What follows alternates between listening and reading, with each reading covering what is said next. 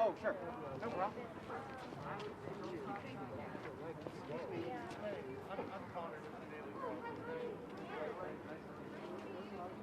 Yeah.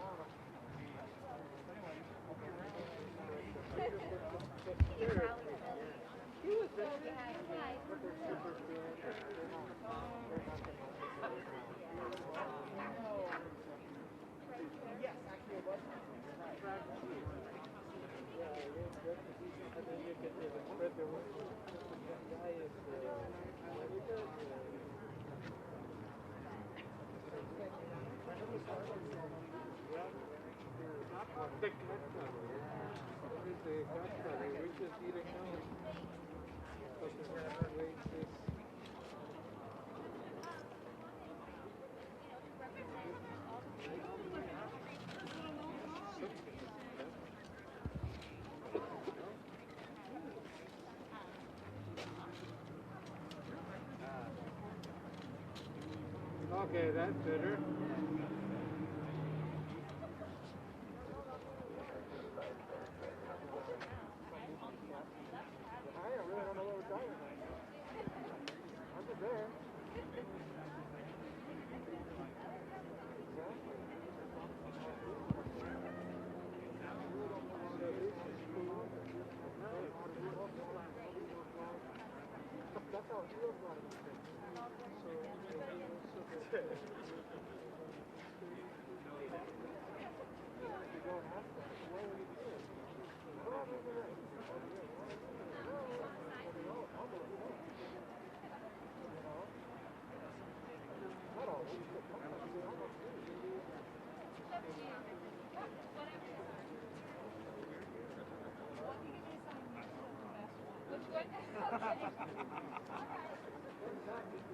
We'll make her go home, right?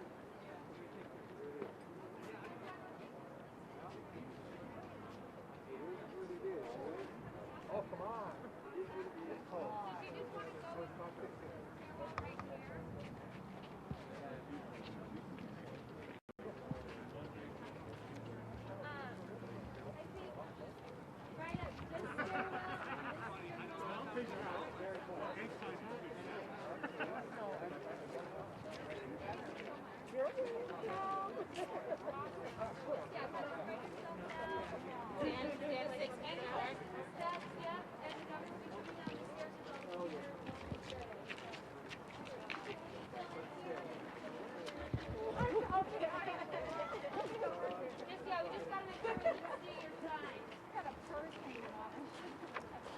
And we can fill in this side too. We can fill in over here, yeah. You got the same one. We do? Yes. Oh, We could, right? Try to hold a little first.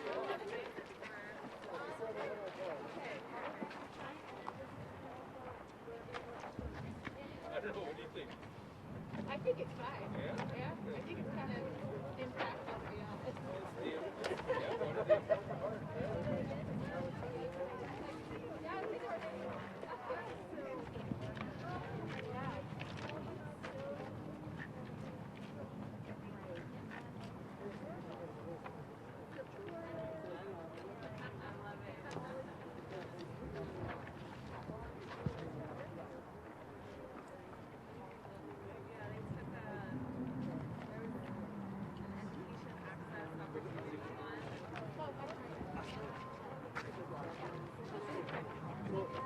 Your program is story time.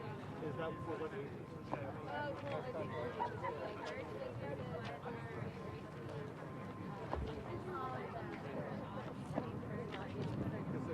I'm very involved in my kids, and I've been teaching like an author's there for the last couple of years, and most of the authors for school class,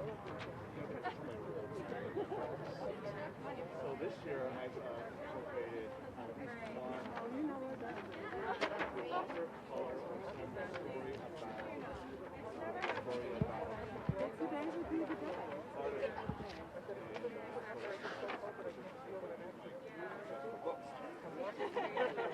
and I do it mostly the second and third grade. I think they're more original. Fifth grade, fourth and fifth grade, they're so good.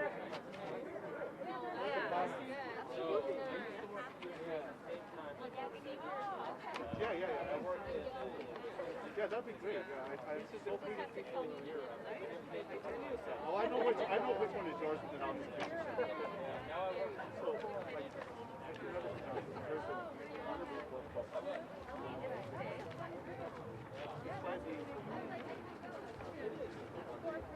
Academy Award.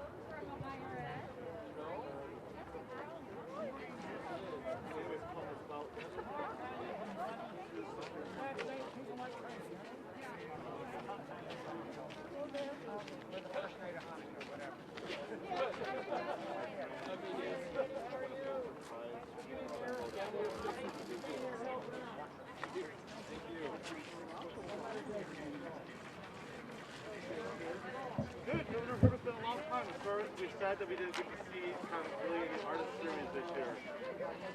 And I miss missing you and Mrs. Herbert. And I think that's fair to say. Well, this is a historic day. I'm so proud of you.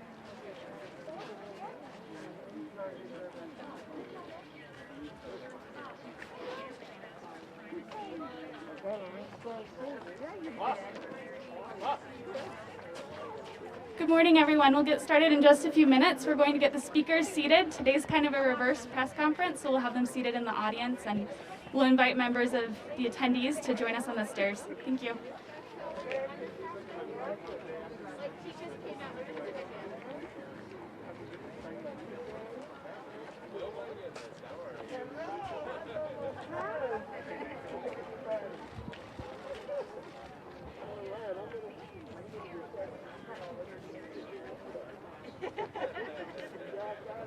Where I come from, that's not a request.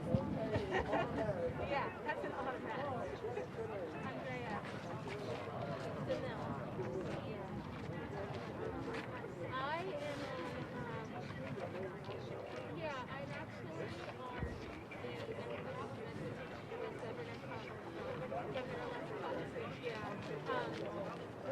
on Operation Gateway.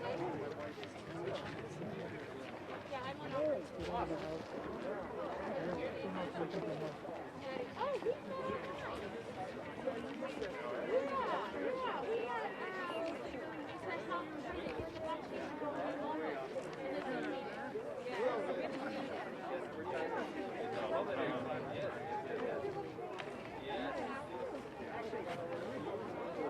Jake, are you warm? Okay, just asking. Hi. Fine, how are you?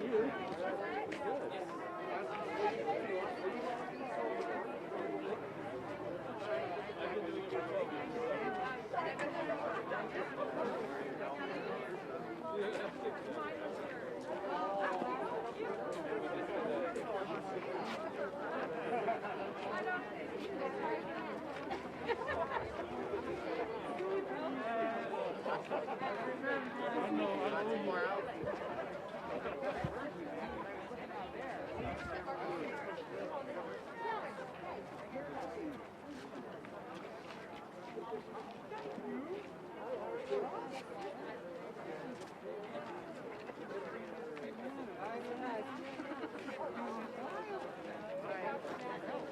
Hi, Jane.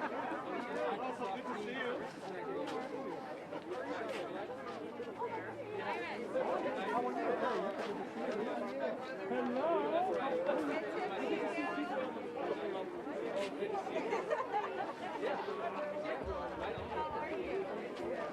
Good to see you, Byron.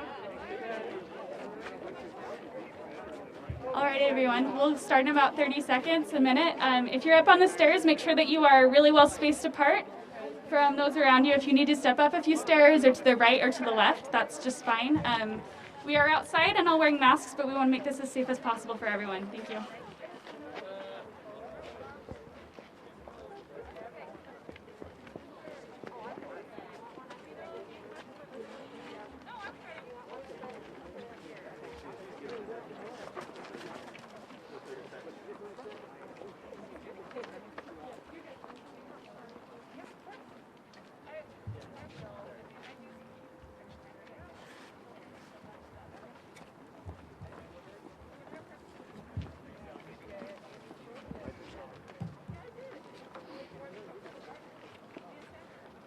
Perfect. Good morning, everyone, and thank you for joining us outside on this very chilly December day. My name is Anna Lainart, and I serve as Communications Director to Governor Gary R. Herbert. Thank you for joining us for the unveiling of the Utah Compact on Racial Equity, Diversity, and Inclusion. Due to the rapid spread of COVID-19 in our communities, we had to keep our physical gathering a little bit smaller than we normally would have, but we remind everyone to try and maintain a good distance from each other during this event to try and keep each other as safe as possible. We do look forward to the day when we can celebrate these events with everyone who should be here and be able to keep everyone safe as well. And thank you too for your patience as we finalized the logistics for today's event. Since convening with community stakeholders in June following George Floyd's murder, the governor has actively sought to include anti-racist policies in education in his administration. In fact, his senior staff and cabinet just completed a 6-month-long racial equity training experience. This work is only just beginning. It is our hope that the compact the governor is announcing today will serve as a beginning around which individuals, businesses, and other organizations can rally to promote and advance anti-racist policies and actions. It's my pleasure to introduce Gary R. Herbert, the 17th governor of the state of Utah. Thank you.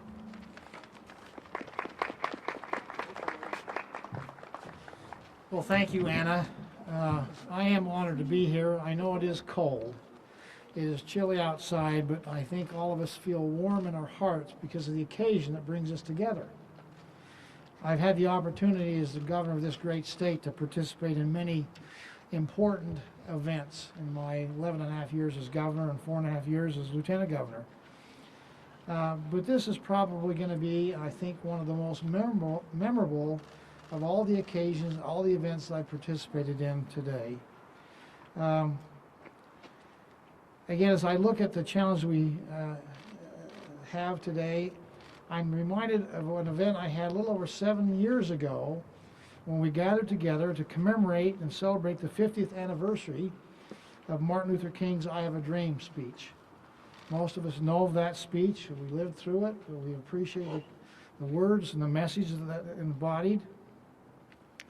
And when we observed that historic milestone a little over 7 years ago, this past August, I think there was a sense of optimism, a sense of hope, a sense of feeling like we've made some progress over this period of time, and we would yet have an opportunity to fulfill the dream that Martin Luther King talked about, particularly as he quoted the Declaration of Independence, where it says that we hold these truths to be self-evident, that all men are created equal. And sadly yet, as we look at 2020 and the challenges that we faced in 2020, of which there are many, we still see that we have a long way to go. As Anna mentioned, the killing of George Floyd, other significant events that have happened this past year, I think have reminded all of us that we have not gotten to the promised land yet. We're not where we wanted to be or where we should be. And we find out, unfortunately, that racism and bigotry still exist. George W. Bush said this, if I can find his quote here in my papers. My hands are a little bit frozen. In talking about the unrest that was happening in the country, the killing of George Floyd and other issues, he said, quote, he was disturbed by the injustice and fear that suffocated our country. He went on to say, many people doubt the justice of our country, and with good reason. Black people see the repeated violations of their rights without an urgent and adequate response from American institutions. That's from President George W. Bush. I think all of us understand the concern that we've seen exhibited, and all of us probably have concern about why. Why have we not done better? Across the nation, including here in Utah, this pricked our conscience and caused people to start questioning and talk about reform, and particularly reform of our justice system, our law enforcement agencies, our police. And it caused us to, I think, have introspection. I know for myself personally, I've had to think back and say, what am I doing right? What am I doing wrong? What am I missing here in my responsibility as governor, as a citizen of these United States, as a parent, and have that self-introspection to ask those questions about why do we still have racism and injustice here in our country. It affects all of our lives. No matter what the color of your skin is, it impacts all of us. And in spite of the progress we've made, and we have made progress, we certainly want to acknowledge the progress that has been made. We have many that say we haven't made it fast enough. Some have said, we're doing fine. But as we look at the status quo, I can say myself, it's not good enough. Wherever we are on this spectrum, we can do better, and we should do better. And the need for this is undeniable. It's significantly important to us as a society to find ways, in fact, to root out bigotry and racism, and make sure there's equality for one and all. That's why after this happened, and I asked the Division of Multicultural Affairs, the Multicultural Commission, and the Martin Luther King Jr. Human Rights Commission to convene an emergency, in fact, meeting last June with all the stakeholders from Black and African American communities to hear their perspective, to sit down and actually listen to see what we could learn and to understand better what some of the problems as they perceive them to be. Of course, police reform was at the top of the agenda of a many list of items we talked about that day. Governor-elect Spencer Cox was a part of that. We spent over, I think, 2.5 hours that first day, and then met again subsequent to that. And again, recognizing that we need to do things better than we've done them in the past. At that meeting, community members shared that they wanted to move beyond aspirational dialogues. We have those aspirational dialogues that we have all the time, and actually move to some kind of action where we actually change and do something. Do something that makes it better.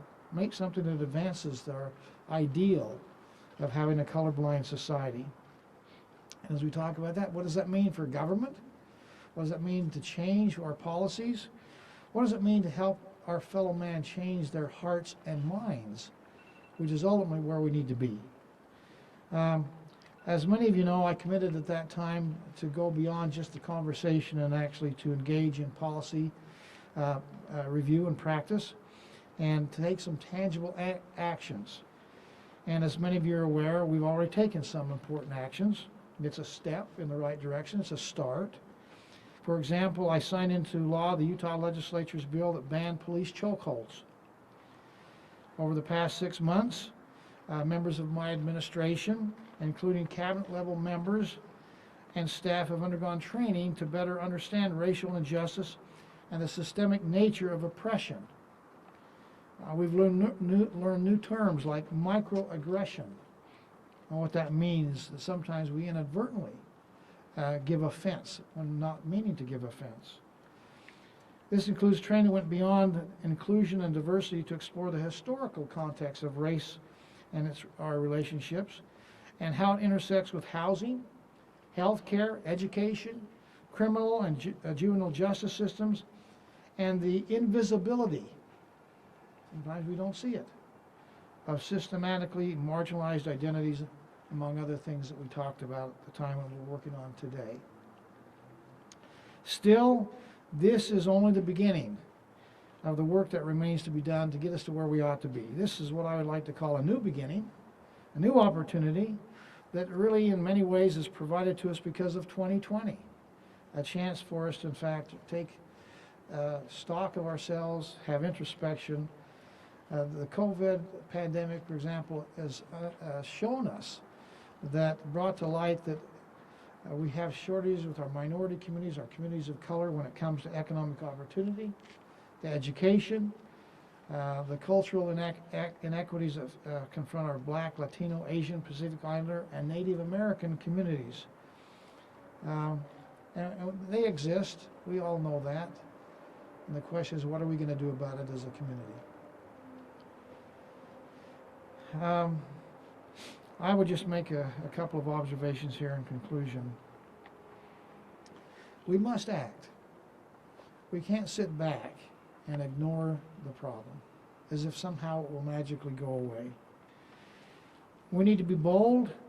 We need to increase our dialogue with our communities of color.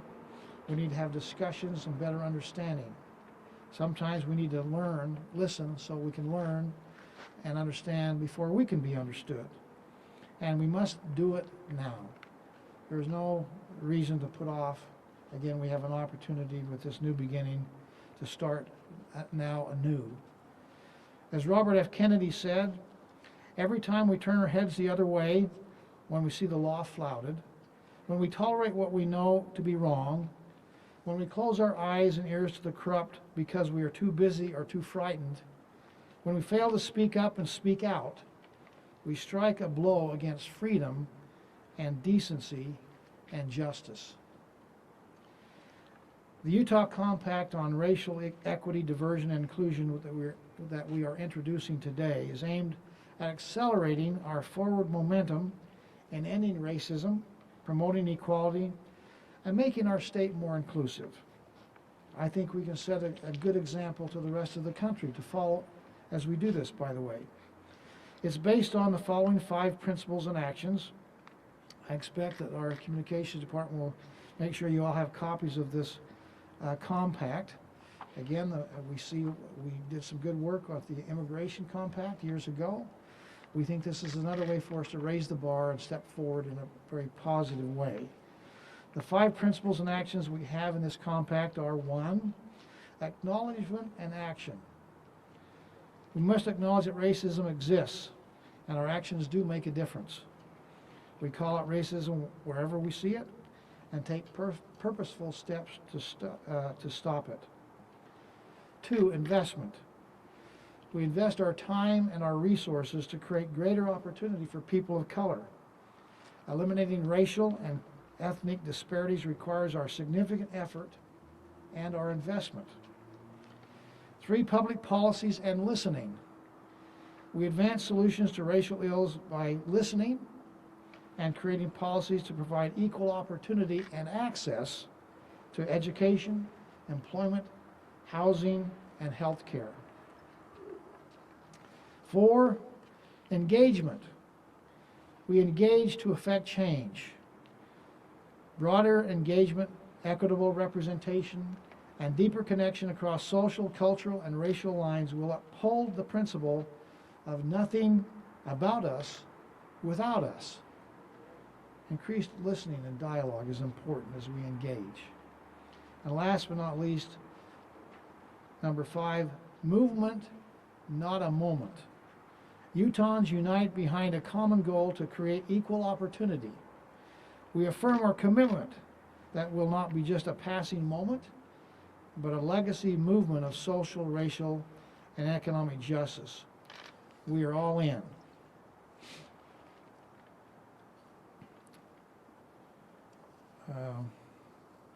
Let me give you one more quote here as I finish up. This is from President Ronald Reagan. I think it kind of is germane to our subject here today. A very proud American, proud of his heritage and what he was able to accomplish as a president. But he said this about all of us: we're blessed with the opportunity to stand for something, for liberty and freedom and fairness. And these are things worth devoting our lives to. This compact outlines things that we understand about freedom and liberty and fairness, equality. And there are things worth all of us standing up and doing something about. We need to be engaged. And these are worth devoting our lives toward for our fellow men, our fellow brothers and sisters, children of God, making us all brothers and sisters. We should fight for each other. While this compact represents another positive step forward in our ongoing effort to end racism and injustice and to achieve a more perfect and equitable union, I harbor no illusions about this being an easy journey, an easy task. It won't be short, it's not going to be easy, but it's going to be worthwhile. And we can build momentum working together so we can accomplish the goal that's set for us and remember again of Dr. Martin Luther King's words. And as we renew our commitment to racial equality and social justice and continue to work together, his plea that we will one day live in a nation where we will not be judged by the color of our skin, but by the content of our character will be realized. That's my hope and my belief that it will happen here as we engage together. And I thank you for your attention today. And we have some great people here to speak to us and give us their perspective. So thank you very much. This is an important day in our history.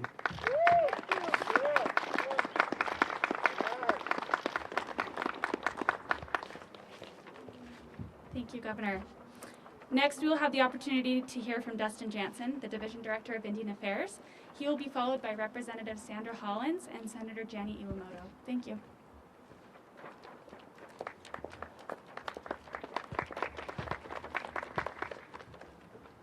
Well, hello, Yate. My name is Dustin Jansen. I serve as the Director of Indian Affairs for the state of Utah. And it's my pleasure to share a few remarks on today's topic. Wilma Mankiller, she was the first female president of the Cherokee Nation. She said, "Public perception creates public policy. How we see each other determines how we treat each other."